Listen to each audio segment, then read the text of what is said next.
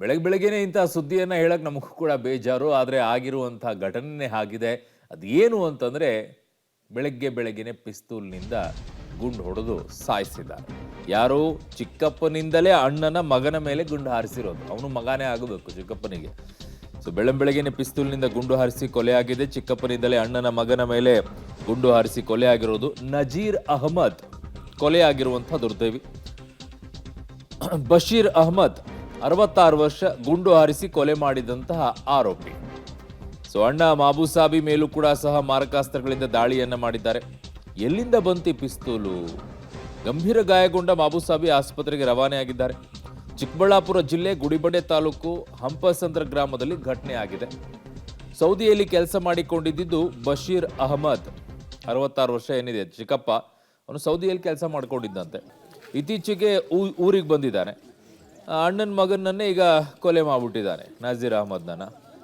ಪಾಪ ಈಗ ಅಣ್ಣನ ಮೇಲೂ ಕೂಡ ಮಾರಕಾಸ್ತ್ರಗಳಿಂದೆಲ್ಲ ದಾಳಿ ಮಾಡಿದ್ದಾರೆ. ಪೊಲೀಸರಿಂದ ಈಗ ಬಶೀರ್ ಅಹಮದ್ನನ್ನು ವಶಕ್ಕೆ ಪಡ್ಕೊಂಡಿದ್ದಾರೆ.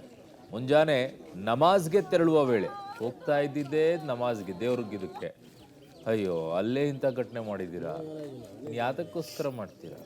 ಸ್ಥಳಕ್ಕೆ ಗುಡಿಬಂಡೆ ಪೊಲೀಸರ ಭೇಟಿ ನೀಡಿ ಪರಿಶೀಲನೆ ಮಾಡಿದ್ದಾರೆ. ಜಮೀನು ವಿವಾದದ ಹಿನ್ನೆಲೆಯಲ್ಲಿ ಕೊಲೆ ಮಾಡಿರುವಂಥ ಶಂಕೆ ಅಂತಿದ್ದಾರೆ ಪ್ರಾಥಮಿಕವಾಗಿ ಸಿಗ್ತಾ ಇರುವಂಥ ಮಾಹಿತಿಯಲ್ಲಿ. ಸೊ ಈ ಜಮೀನು ವಿವಾದದಲ್ಲಿ ಹಲವು ಕಡೆಗಳಲ್ಲಿ ರೀತಿಯ ಕುಟುಂಬಗಳ ನಡುವೆ ಸಂಘರ್ಷ ಆಗಿ ಹೋಗುತ್ತೆ. ಆದರೆ ಯಾಕಿಂತ ಮನಸ್ಥಿತಿಗೆ ಹೋಗುತ್ತೆ ಗೊತ್ತಿಲ್ಲ.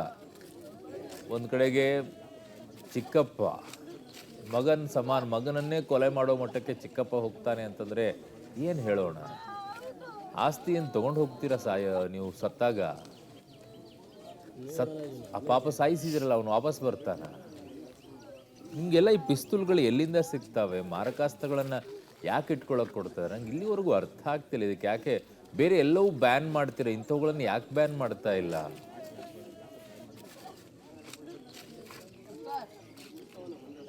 ನನ್ನ ಸಹೋದ್ಯೋಗಿ ಮುದುಕೃಷ್ಣ ಈಗ ನನ್ನ ಸಂಪರ್ಕಕ್ಕೆ ಸಿಗ್ತಾ ಇದ್ದಾರೆ. ಮುದುಕೃಷ್ಣ, ಜಮೀನು ವಿವಾದದ ಹಿನ್ನೆಲೆಯಲ್ಲಿ ಕೊಲೆ ಆಗಿದೆ ಅಂತ ಹೇಳಲಾಗ್ತಾ ಇದೆ.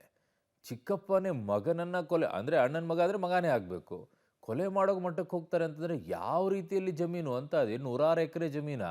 ಏನ್ ಕತೆ? ಖಂಡಿತ ಅರುಣ್, ಈ ಒಂದು ಘಟನೆ ಚಿಕ್ಕಬಳ್ಳಾಪುರ ಜಿಲ್ಲೆಯ ಗುಡಿಬಂಡೆ ತಾಲೂಕಿನ ಹಂಪಸಂದ್ರ ಅಂತ ಗ್ರಾಮದಲ್ಲಿ ಇವತ್ತು ಬೆಳಗ್ಗೆ ಮುಂಜಾನೆ ನಮಾಜ್ಗೆ ಹೋಗ್ಬೇಕಂತ ಸಂದರ್ಭದಲ್ಲಿ ಬಶೀರ್ ಅಂತಕ್ಕಂಥ ಆತನ ಅಣ್ಣ ಮಾಬೂಸಾಬಿ ಅಂತೇಳಿ ಆತನ ಮೇಲೆ ಕೂಡ ಮಚ್ಚಿನಿಂದ ದಾಳಿ ಮಾಡಿದ್ದಾನೆ. ಆತನ ಸ್ಥಿತಿ ಗಂಭೀರವಾಗಿದೆ. ಈಗ ಸದ್ಯಕ್ಕೆ ಚಿಕ್ಕಬಳ್ಳಾಪುರ ಜಿಲ್ಲಾಸ್ಪತ್ರೆಯಲ್ಲಿ ಆತನಿಗೆ ಚಿಕಿತ್ಸೆ ಕೊಡುವಂತ ಕೆಲಸ ಮಾಡ್ತಿದೆ. ಪ್ರಜ್ಞಾಹೀನ ಸ್ಥಿತಿಯಲ್ಲಿ ಆತ ಇದ್ದಾನೆ. ಮತ್ತೆ ಈ ಮಾಬೂಸಾಬಿಯ ಮಗ ಏನಿದ್ದ, ಮಗನನ್ನು ಕೂಡ ಗುಂಡಿನಿಂದ ಹಾರಿಸಿ ಕೊಲೆ ಮಾಡಿರುವಂತದ್ದು. ಆತ ಸ್ಥಳದಲ್ಲೇ ಸಾವನ್ನಪ್ಪಿದ್ದಾನೆ. ಹೀಗಾಗಿ ಒಂದು ಕೊಲೆ ಆಗಿದೆ, ಇನ್ನೊಬ್ರು ಗಂಭೀರ ಸ್ಥಿತಿಯಲ್ಲಿ ಆಸ್ಪತ್ರೆಗೆ ದಾಖಲಿರುವಂತದ್ದು. ಈತ ಬಶೀರ್ ಅಂತ ಮೂಲತಃ ಅದೇ ಗ್ರಾಮದವನು, ಅಂದ್ರೆ ಸೌದಿ ಅರೇಬಿಯಾದಲ್ಲಿ ವಾಸವಾಗಿದ್ದ. ಇತ್ತೀಚೆಗಷ್ಟೇ ಕಳೆದ 1 ವಾರದಿಂದ ಈ ಒಂದು ಗ್ರಾಮಕ್ಕೆ ವಾಪಸ್ ಆಗಿದ್ದ.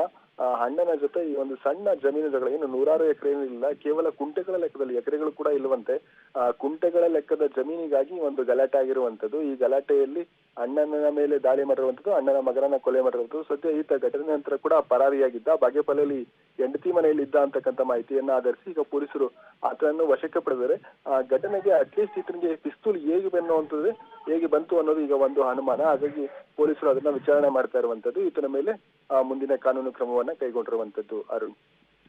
ಓಕೆ ಮುದುಕೃಷ್ಣ, ನಿಮ್ಮೆಲ್ಲ ಮಾಹಿತಿಗೆ ಧನ್ಯವಾದಗಳು.